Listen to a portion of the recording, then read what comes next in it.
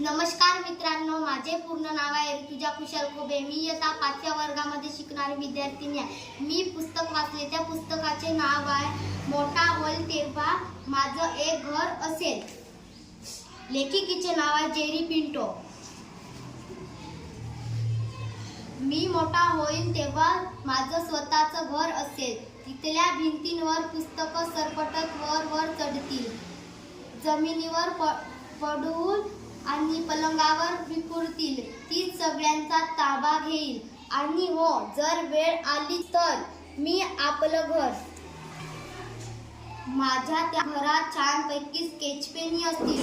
अन्न चमकीचे रंग भरील पेन आणि रंगहीन असतील. तिथं असतील रंगवायचे ब्रश आणि जाड बीम असलेली फाउंटन पेन.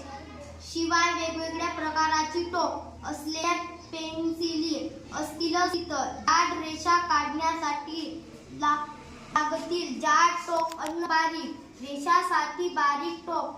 झालंच तर गुप्तहेरात गोपनीय पत्र लिहिण्यासाठी अधल्यामधल्या आकारांची टोक.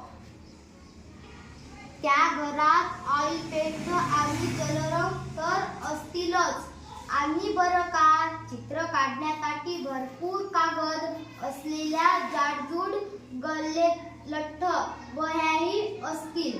लक्षात ठेवा, तुम्ही मला जर सांगायला गेल्यात रेखाच्या मध्ये रंगवल किंवा तुम्ही म्हणालात सूर्य कधी या रंगाचा नसते, तर मात्र माझा अंगरक्षक लोथर तुमचा नीट सत्कार करून बाहेरची वाट दाखवेल. हे मुळीच विसरू नका. माझ्या घरात ठोकळ्यांनी ठासून भरलेलं एक पोतं असेल. लाखो करोडो छोटे मोठे ठोकळे. अर्थात ते माझ्यासाठी नाही बरं का, मला आवडतच नसते असले